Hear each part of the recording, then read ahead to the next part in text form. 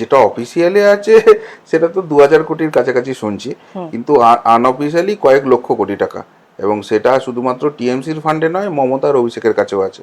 গত 15 বছরে পশ্চিমবঙ্গে কয়েক লক্ষ কোটি টাকার দুর্নীতি করেছে।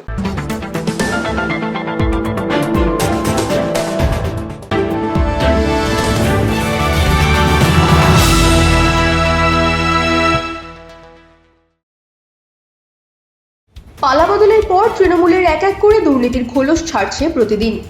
কোন দুর্নীতি থেকে কত টাকা আয় করেছেন তার হিসাব নেই কারোর কাছে। বলা ভালো, হিসাবাতীত অঙ্কের টাকা নয় ছয় করেছেন অভিষেক এতদিন ধরে।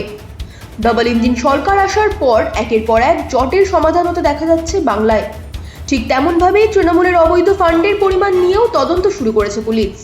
ইতিমধ্যে তৃণমূলের কোষাধ্যক্ষ অরূপ বিশ্বাস ব্যাংক ম্যানেজারকে চিঠিতে তৃণমূলের ব্যাংক অ্যাকাউন্ট ফ্রিজ করার কথা বলেন। ফলে শিয়রে সংক্রান্তি দেখার অবস্থা এই মুহূর্তে তৃণমূল কংগ্রেসের অবৈধ ফান্ড নিয়ে ট্রু নিউজ বাংলার পর্দায় বিস্ফোরক মন্তব্য করলেন রাজনৈতিক বিশ্লেষক শুদ্ধশীল ঘোষ। টিএমসির অবৈধ ফান্ডের টোটাল সাইজ কত হতে পারে বলে আপনার মনে হয়? যেটা অফিসিয়ালি আছে সেটা তো 2000 কোটির কাছাকাছি শুনছি, কিন্তু আনঅফিসিয়ালি কয়েক লক্ষ কোটি টাকা, এবং সেটা শুধুমাত্র টিএমসির ফান্ডে নয়, মমতা আর অভিষেকের কাছেও আছে। গত 15 বছরে পশ্চিমবঙ্গে কয়েক লক্ষ কোটি টাকার দুর্নীতি করেছে, এবং মমতা ব্যানার্জির ওপেন দেওয়া ফর্মুলা, সেটাকে দোলা সেন একদম ব্লকে ব্লকে বুথে বুথে গিয়ে একদম এন্ডোর্স করে এসছে যে তৃণমূলের নাম ভাঙিয়ে খাচ্ছ ভাই, কোনো অসুবিধা নেই, 25 রাখো, 75 তোমাদের উপর মহলে পাঠাতেই হবে। তো যদি কয়েক লক্ষ কোটি টাকার 75% এই পিসি আর ভাইপোর কাছে থাকে, সুতরাং বোঝাই যাচ্ছে কত টাকার ফান্ড আছে। সো সেটা আমাদের সাধারণ মানুষের কল্পনার বাইরে। সেটা যখন আসবে, টাকা গোনার মেশিন ক্লান্ত হয়ে পড়বে, মানুষ দেখতে পাবে। ব্যাংকের অ্যাকাউন্ট থেকে কি টাকা সরিয়ে নেওয়া হচ্ছে 4 তারিখের পরে, সরিয়ে বাইরে পাঠিয়ে দেওয়া হচ্ছে? সেটা ব্যক্তিগতভাবে কেউ করতে পারে, বাট পার্টি ফান্ড কেউ করতে পারে বলে আমার মনে হয় না। তার কারণ হচ্ছে, দেখুন, এই পার্টি ফান্ডে যে গন্ডগোল ছিল, এটা নিয়ে কিন্তু অলরেডি ইডি ইনভেস্টিগেশন হচ্ছে, এবং তখন যে তৃণমূলের ট্রেজারার ছিল অরূপ বিশ্বাস, তাকে কিন্তু ইডি ডেকেছিল। তৎকালীন রাজ্য সভাপতি সুব্রত বক্সিকে দেখেছিল, কোথায় কি ঘাবলা করে সেটিং করেছে, কোর্টে রক্ষা কবচ পেয়েছে আমি জানি না, তারপর কেসটা এগোয়নি। কিন্তু তৃণমূলের এই ফান্ড নিয়ে যে যথেষ্ট ঘাবলা আছে, এবং সেখানে ইডির মতো সংস্থা তদন্ত করার দরকার আছে, এটা কিন্তু আগেই এস্টাবলিশ হয়ে গেছে। এই অরূপ বিশ্বাস এখন রিসেন্টলি পলাতক, মেসিকাণ্ডে সে নিজেকে করছে। সুতরাং এই অবস্থায় পার্টি ফান্ড যার কাছেই থাক, এটার কিন্তু ক্লিয়ার অডিট হবে, এবং সেই অডিটে যখন গন্ডগোল ধরা পড়বে, যার যার নাম থাকবে, তখন ওই মমতা করতে বলেছিল, অভিষেক করতে বলেছিল, কেউ শুনবে না, কোমরে দড়ি পড়বে, এবং বাকি জীবনটা তিহারে গিয়ে গড়াগড়ি দিতে হবে। শুদ্ধশীলদা, অভিষেক ব্যানার্জি কিভাবে অবৈধ ফান্ড পার্ক করত, কোথায় রাখতো, কার কাছে ক্যাশ থাকতো? আমরা দুটো সুজিত বোস এবং সব্যসাচী দত্ত, জাহাঙ্গীর খান, এই ধরনের লোক, দেবরাজের এখনো গ্রেফতার হয়নি, এই ধরনের লোকেরা যারা অভিষেক ব্যানার্জি, আমরা শুনি অভিষেক ব্যানার্জির সাথে অতপ্রতভাবে জড়িয়ে আছে, এবং অভিষেক ব্যানার্জিকে সাহায্য করতো টাকাটা তুলতে। তো আমি জানতে চাই, টাকাটা পার্ক কোথায় করা হতো, কোথায় কোথায় ওরা রাখতো টাকাগুলো? দেখুন, এইগুলো তো তদন্তকারী সংস্থা বলতে পারবে, আমরা তো হাত গুনে বলতে পারবো না, আর হাওয়ায় ভেসে এসব সেন্সিটিভ বিষয়ে কিছু বলা উচিত না। কিন্তু কয়েকটা বিষয় নিয়ে তো অবশ্যই কথা বলার আছে। যেমন এই এন্টায়ার যে দক্ষিণ 24 পরগনা জেলা, এটাকে অভিষেক ব্যানার্জি দুভাগে ভাগ করেছিল। একটা ভাগ শওকতকে দিয়েছিল, একটা ভাগ জাহাঙ্গীরকে দিয়েছিল। এখন জাহাঙ্গীর দেশ ছেড়ে পালাতে চাইছিল, তাকে এসটিএফ গ্রেপ্তার করছে নেপাল বর্ডার থেকে। তাহলে কেউ যদি সৎ পথে করেই থাকে কিছু, তার তো দেশ ছেড়ে পালাবার কোনো দরকার পড়ছে না। কেন হলো? তার মানে জাহাঙ্গীরের ব্যাপারে ঘাবলা আছে। আবার শওকত, তাকে জেস এজেন্সি নয়, এনআইএ, মানে যারা যেখানে দেশ বিরোধী কাজ হয় সেখানে এনআইএ ইনভেস্টিগেশন হয়, তো সেই এনআইএ গ্রেপ্তার করছে, এবং সেটা আমার বাড়ি থেকে এই 2 কিলোমিটার দূরে। অবাকার আর লুকোবার জায়গা পেল না, কামালগাজিতে এসেই লুকোতে গেল। তো যাই হোক, সেখান থেকে এনআইএ তাকে যখন অ্যারেস্ট করছে, তার মানে সে দেশ বিরোধী কাজের সঙ্গে যুক্ত রয়েছে। আর এরা অভিষেকের লেফট হ্যান্ড রাইট হ্যান্ড, এটা সকলেই জানে। তার মানে যখন দুটো সাগরের ধরা পড়েছে, এবার বিগ বস অব্দি যাবে, সেখান থেকে সবকিছু আসবে। আর আপনি এই যে সুজিত, সব্যসাচী, এদের নাম বলছেন, আবারও বলছি, তৃণমূলে একটাই ফর্মুলা চলতো, 25-75। তুমি ভাই তৃণমূলের নাম ভাঙিয়ে গাজওয়ারি করে, মার্ডার করে, যা খুশি করে টাকার ইনকাম করো, 25 ভাগ তোমার কাছে রাখো, 75 সোজা অভিষেকের কাছে পাঠাও। তো এইগুলো হচ্ছে, সবগুলি হচ্ছে ম্যানেজার। যে যত ভালো ম্যানেজার, সে তত বড় পোস্টে তৃণমূলের ছিল, এবং সেটা আমার কথা না, মদন মিত্রের কথা শুনে নিন। এই আইপ্যাককে দিয়ে, মানে যখন অভিষেক আর এত বড় তোলাবাজি সাম্রাজ্য সামলাতে পারছে না, তখন আইপ্যাকের মতো একটা প্রফেশনাল সংস্থাকে হায়ার করেছিল, যারা মুখোশটা ছিল যে আমরা ইলেকশনের কাজ করছি, কিন্তু পিছনে পুরো অভিষেকের তোলাবাজিটা তারা করতো। সুতরাং এই সমস্ত বিষয় নিয়ে ইনভেস্টিগেশন হচ্ছে, এবং দেখুন সেখানে মমতা ব্যানার্জিও জানে যে এখানে কি জিনিস ধরা পড়বে, ওই জন্য ফাইল চুরি করে পালাচ্ছিল। তো এগুলো যখন ইনভেস্টিগেশন এগোবে, সামনে আসবে, মানুষ সবকিছু জানতে পারবে।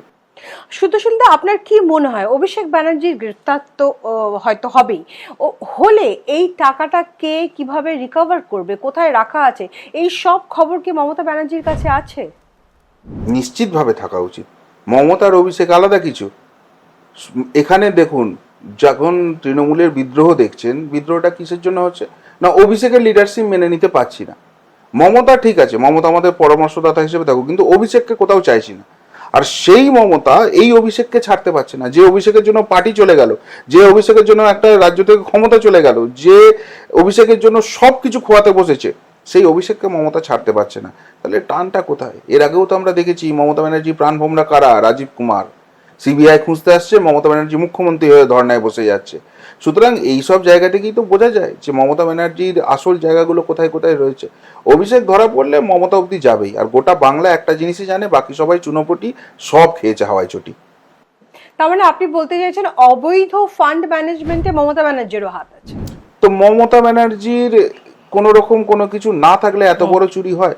আপনি ভাবুন তো, মমতা ব্যানার্জি পাশের চেয়ারে বসে থাকতে পারতো, সেই পারতো যাকে মুখ্য সচিব নাকি মহাসচিব করে রেখে দিয়েছিল, যে মহাসচিব একমাত্র আমরা দেখি রাষ্ট্রসংঘে আছে আর তৃণমূল কংগ্রেসে ছিল।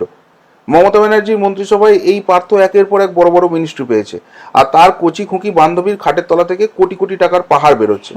এখন দুটো জিনিস হতে পারে, যে মমতা কিচ্ছু জানতো না, তাহলে ভাবুন মমতা কতখানি অপদার্থ আর ব্যর্থ, যে তার পাশের চেয়ারে এত বড় একটা ডাকাত বসে আছে, মমতা সেটা বুঝতে পারছে না। কিন্তু উল্টো দিকে তো আমরা এটাও দেখছি যে মমতার পুলিশই গ্রিন করিডর করে এই পার্থর বাড়িতে সেই টাকা পৌঁছানোর ব্যবস্থা করে দিচ্ছে। তাহলে তোমার পাশের চেয়ারে বসে ভাই কোটি কোটি টাকা কামিয়ে নিচ্ছে আর তুমি জানো না, তাই কখনো হয়? ভাগটা ঠিকই তুমি পেয়ে গেছো, এবার ওই ভাগ বটরা নিয়ে গন্ডগোল হয়েছিল, ঠিকঠাক হয়তো 25-75 জায়গায় 30-70 হয়ে গেছিলো, সেরকম কিছু ঝামেলা হয়েছিল, ওই জন্য পার্থকে জেল কাটতে হয়েছে, তার বাইরে তো কিছু নয়। আর মমতা যে চোর, ডাকাত, বাটপার এবং এদের সর্দারনি একটা জায়গা থেকেই প্রমাণ হয়ে যায়। বালু মল্লিক, জ্যোতিপ্রিয় মল্লিক, রেশন চোর, গরিবের পেটে লাথ মেরেছে, যে তাকে ইডি এমনি এমনি ধরেছিল, তাহলে জামিনটা পায়নি কেন? জামিনটা তো পেয়েছিল মমতার সৌজন্যে, ন্যাকামি করে, আমি অসুস্থ, আমার মাথা ঘুরছে, আর তারপর বাইরে বেরিয়ে ফুটবল খেলছে। তো যাই হোক, সেই বালু মল্লিকের প্রচারে গিয়ে বলছে বালু খুব ভালো, ও সিপিএম আমলের দুর্নীতি ধরে ফেলেছে, ওই জন্য সিপিএম বিজেপিকে দিয়ে অ্যারেস্ট করিয়েছে। মানে মিথ্যাচার, অসভ্যতা, দোকান কাটার, নির্লজ্জতার যদি কোনো সীমা থাকে, মমতা ব্যানার্জি সেটাকে দেখে, মানে মমতা ব্যানার্জিকে দেখে তারা লজ্জা পাবে। সুতোশীলদা, গুজরাটি সিএ কি কি ভেতরের খবর জানতো যে তাকে ইডি অ্যারেস্ট করলো ঠিক নির্বাচনের আগে? গুজরাটি সিএম নাকি আপনি ওই প্রতীক জৈনের কথা বলছেন? দেখুন, এই প্রতীক জৈন, যেটুকুনি আমরা জানতে পারছি যে অভিষেক ব্যানার্জি সব থেকে বড় ফান্ড ম্যানেজার ছিল। মানে অভিষেকের তো একটা পিএ আছে, কি এসআর নাকি নাম, কোড নেমে জানতাম, ওর একটা পোষা পুলিশের কুকুর ছিল, ওই এমডি নাকি নাম, এদেরকে দিয়ে আর পাচ্ছিল না। যখন দক্ষিণ 24 পরগনাটা হচ্ছিল, মোটামুটি এরা চালিয়ে নিচ্ছিল, একদিকে জাহাঙ্গীর আর শওকত তুলছিল আর এরা হিসেবটা রাখছিল। যখন গোটা পশ্চিমবঙ্গতে লুটপাটটা করতে শুরু করলো, প্লাস এই প্রতীক জৈনটা হচ্ছে অভিষেককে দেখিয়েছিল যে যেসব ছোট ছোট রাজ্যগুলো আছে না, ওইগুলো টাকা ছড়িয়ে তুমি নিয়ে নাও, যেমন গোয়া, মেঘালয়, ত্রিপুরা, ওখান থেকেও তুমি খাওয়ার সুযোগ পাবে, মানে ব্যাপারটা অল ইন্ডিয়া ফ্র্যাঞ্চাইজি করে দিতে চাইছিল। তো সেইটার জন্য এবার অভিষেক কি করলো, সেখানে ইনভেস্টমেন্ট করলো। ওর যে কয়লা পাচারের যে টাকাগুলো ওর কাছে ঢুকছিল, লালার ডায়েরিতে যার পুরো হিসেব আছে, সেই টাকাটা প্রতীককে দিয়েছিল, আর প্রতীক দেখলো যে একটা ভালো মুরগি পেয়েছি, এখান থেকে করে খাবো। তো ওইসবই ব্যাপার চলছে, ওদের কাছে সবকিছুই আছে। যদি না হতো, আপনি ভাবুন তো, একজন মুখ্যমন্ত্রী, তিনি পুরো প্রশাসনকে নিয়ে গিয়ে ইডির কাছ থেকে ফাইল ডাকাতি করে নিয়ে চলে আসছেন, কি কি মাল বেরোতো ওখান থেকে। সুতরাং অভিষেক মমতা দুর্নীতির রাজা, এবং আইপ্যাক তার সঙ্গে ওতপ্রোতভাবে যুক্ত আছে। আগামী 1.5-2 বছর, 2.5 বছর অনেক খবর বেরোবে, দেখতে থাকুন। শ্রেয়া পান্ডেকে ডেকে পাঠিয়েছি ইডি, এবং শ্রেয়া যেভাবে গেল ইডির কাছে, মুখে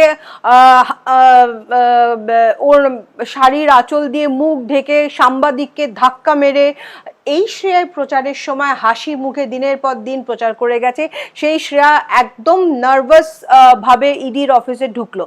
আমার প্রশ্ন আপনাকে, শ্রেয়া পান্ডে, জয় কামদার, সব্যসাচী দত্ত, সুজিত বোস, শান্তনু সিনহা বিশ্বাস, এই পুরো র্যাকেটটার সাথে অভিষেক ব্যানার্জির কি রকম ধরনের মানে সম্পর্ক তো কি ধরনের আছে সে আমরা জানতামই, কিন্তু এরা ইডি সিবিআই এর কাছে প্রুফ আছে এই র্যাকেট এই নেক্সাসের কি প্রুফ আছে, বা এরা কি ইডি সিবিআই এর কাছে মুখ খুলবে মানে বলে আপনার মনে হয়? কারণ এরা সেরকম ভাবে হার্ড ক্রিমিনালস নয় যাদের কাছ থেকে একদমই তথ্য বের করা যাবে না, সুতরাং এদের কাছ থেকে ইডি সিবিআই তথ্য বের করে নিতে পারবে অভিষেক ব্যানার্জির বিরুদ্ধে?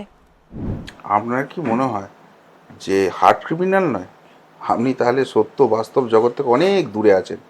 একটা কথা আপনাকে বলে দিই, নটোরিয়াস ক্রিমিনাল না হলে তৃণমূলে কেউ পদ পেত না। সুতরাং ওই জায়গা থেকে ভুলে যান, ভোলেবেলা মুখে ভুলবেন না। আর এরা একটা জিনিস হচ্ছে, ভেবেছিল রাজনীতিটা খুব সোজা জিনিস, মানে অভিষেকেরই তো সব নিয়ে আসা মাল এগুলো। বেসিক্যালি অভিষেক কি দেখলো, ভাই আমার পার্টি ক্ষমতায় আছে, আমার পিসি মুখ্যমন্ত্রী, পুলিশ আমার পায়ের কাছে এসে পড়ে আছে, গুন্ডারা এসে বলছে দাদা কি করে দিতে হবে, অ্যাডমিনিস্ট্রেশনকে ট্যাপ করলে প্যান্টুলে হিসু করে ফেলে। এটাই বোধহয় রাজনীতি। এ তো জানে না রাজনীতি কি জিনিস, সেই জন্য এই শ্রেয়া পাণ্ডেরা এত লাফাতো। এখন ক্ষমতা থেকে চলে গিয়ে বুঝতে পারছে রাজনীতি কি জিনিস। এবার এরা মুখ খুলবে না বলে দেবে না কি করবে? আবারও বলছে, আমি তো ইডি সিবিআইয়ের মুখপাত্র নেই, বা সেখানে কি হচ্ছে কেস ডায়েরি দেখতে পাচ্ছি না, ভবিষ্যৎ সেটা বলবে। তবে আপনাকে একটা কথা বলতে পারি, আজ থেকে প্রায় বছর দেড়েক, 1.5 বছর আগে যারা ইডি সিবিআইয়ের কেস ডায়েরি দেখেছে বা দেখার মতো ক্ষমতা রাখে, এরকম এক ভদ্রলোকের সঙ্গে আমার কথা হয়েছিল, আমি নাম নিচ্ছি না। তো তাকে আমি জিজ্ঞাসা করেছিলাম যে অভিষেক ব্যানার্জিকে অ্যারেস্ট করা হচ্ছে না, তাহলে কি তার বিরুদ্ধে কোনো প্রমাণ কিছু নেই? বলছে ভাই, ইডি বা সিবিআই তারা অভিষেক ব্যানার্জিকে একদিন ডাকতে পারে, সামনে পরপর এরকম 8খানা ফাইল সাজিয়ে দেবে, দিয়ে বলবে বল তোর কোনটা ইচ্ছা, কোন কেসটাই তোকে তুলবো। এই পরিমাণ তথ্য প্রমাণ ইডি সিবিআইয়ের হাতে আছে।